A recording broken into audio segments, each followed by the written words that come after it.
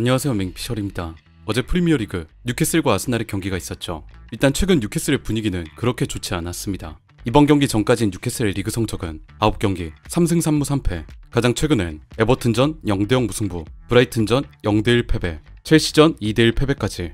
마지막 리그 승리가 9월 16일 울버햄튼전이니까 무려 약 7주 전입니다. 상황이 이렇다 보니 뉴캐슬 입장에선 지금 꼭 반전을 꾀해야 할 타이밍이었어요. 그 중요한 타이밍에서 에디아우는 프리미어리그의 강팀 아스날을 상대로 1대0 정말 효율적인 승리를 가져왔습니다. 이날 에디아우가 준비한 전체적인 컨셉은 명확했습니다. 지공을 펼치는 아스날을 상대로 그들이 원하는 소유권을 넘겨주겠다. 하지만 중원 넘어서 우리 파이널 서드까지는 절대 쉽게 넘어오지 못하게 하겠다. 이날 뉴캐슬의 시스템을 살펴보시죠. 골키퍼 닉 포프, 왼쪽 루이스 홀, 덴번과 파비안 셰어의 센터백 듀오, 오른쪽 리브라멘토, 그 앞에 기마랑이스, 조일로, 롱스테프가 미드필더진을 구성, 전방에 조일링톤, 앤서니 고든, 최전방 이사크가 나왔습니다. 라인업 소개에선 이렇게 4-3-3이었는데 우리가 주목해야 할 건 뉴캐슬의 수비 포메이션이에요. 아까 말씀드렸던 에디아우는 전체적인 경기 점유율과 주도권을 아스날에게 내줬기 때문에 이날 경기에서 뉴캐슬은 수비 포메이션으로 배치되는 그림이 더 많이 나왔습니다. 에디아우는 이 4-3-3에서 앞쪽 이사크를 제외한 전방 두 자원들 조일링톤과 고든을 그대로 두 번째 줄로 내려 4-5-1의 수비 진영을 구축했습니다. 이게 꽤 흥미로운 그림인데, 예를 들어 지난 시즌 토트넘과의 경기 같은 경우엔 에디아우는 5-4-1의 수비 포메이션, 즉 파이널 서드 안쪽에 백파이브를 만드는 시스템으로 수비를 했었어요. 그런데 이번 아스날전에선 4-5-1 뒤쪽 파이널 서드엔 백포를 그대로 두되 그보다 한 칸 앞에 5명을 뒀습니다. 이 4-5-1의 수비 시스템이 아스날의 공격을 매우 효과적으로 막아냈어요. 아스날이 볼을 소유하고 뉴캐슬이 수비 상황에 돌입했을 때 아스날은 앞쪽 이사크 뒤 매우 두터운 5명의 수비를 마주하게 됩니다. 이걸 정면에서 뚫어내는 건 그 아스날이라도 쉽지 않았고, 결과적으로 아스날의 공격 시퀀스는 측면 쪽으로 강제당했는데요. 에디아우는 아스날의 측면 자원들 마르티넬리나 사카가 볼을 잡을 경우 아까 배치해둔 5명의 수비 진영 중에서 맨 사이드에 있는 조일링톤, 앤서니 고든으로 하여금 적극적으로 측면 협력 수비를 나가도록 지시했습니다. 이러면 마르티넬리가 볼을 잡을 경우엔 앤서니 고든과 리브라멘토 2명의 2대1 협력 수비를, 사카가 볼을 잡을 땐 루이스 홀과 조일링톤의 2대1 협력 수비를 마주하게 되죠. 이렇게 2대1 대치가 되면 그 어떤 측면 공격수라도 뚫어내기가 쉽지 않습니다. 자, 그런데 여기서 우리가 생각해야 할 부분이 있습니다. 이 적극적인 2대1 협력 수비가 가지고 있는 전술적 리스크입니다.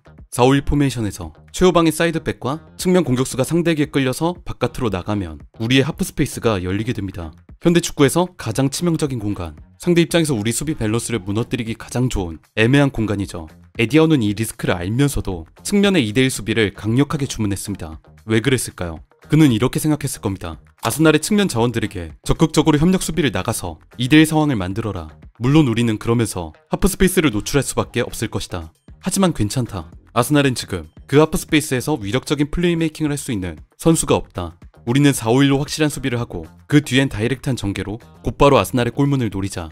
에디아우의 이 전술은 적중했습니다. 이 장면을 보시겠습니다. 아스날이 후방 지역에서 볼을 획득해 빠르게 앞으로 치고 나갑니다.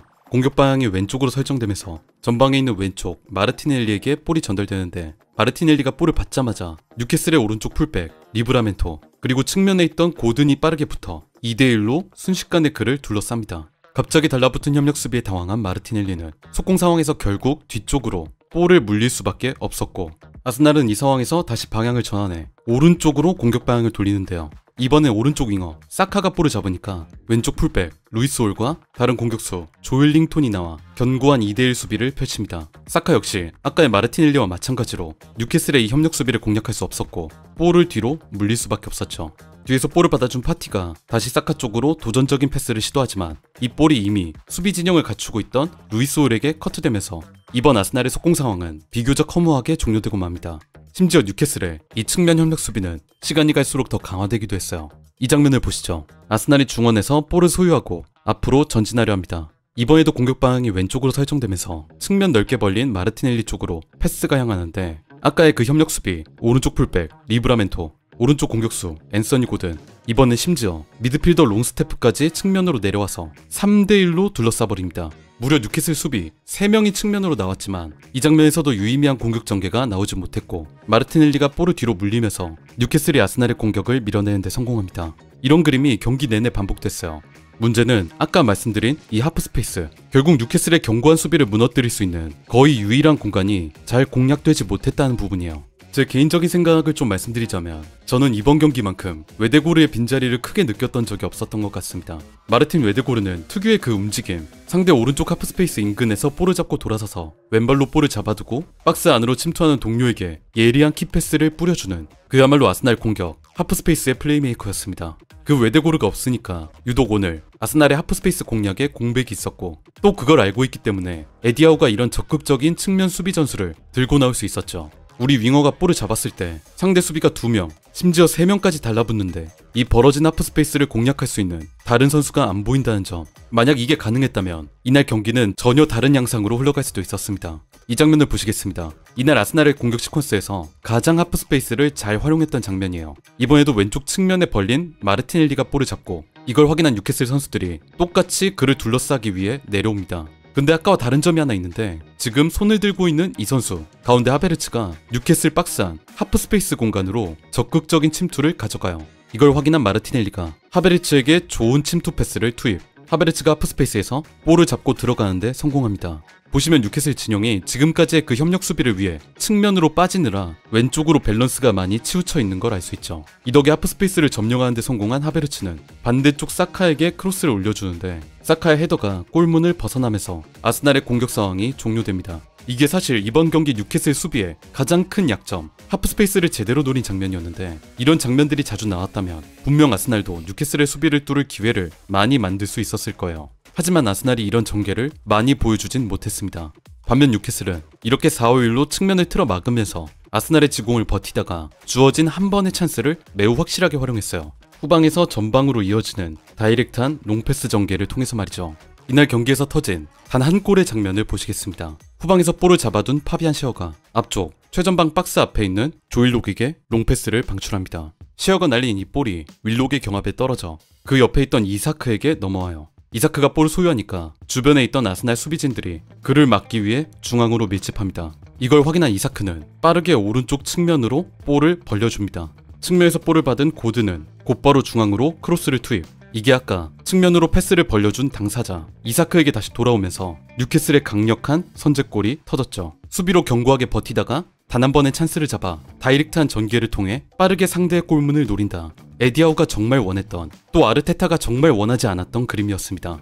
제가 생각하기에 이번 경기는 에디아우가 꽤 많은 공을 들여 전술을 준비한 것 같아요. 전체 볼 점유율 36대 64.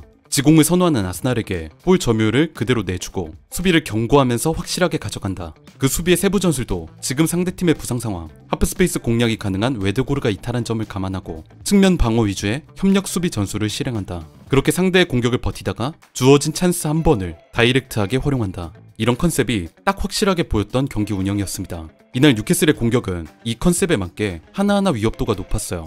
경기 전체 슈팅수가 뉴캐슬이 9개, 아스날이 10개를 기록했는데 이 가운데 뉴캐슬의 유효 슈팅이 9개 중 4개, 아스날이 10개 중 1개였습니다.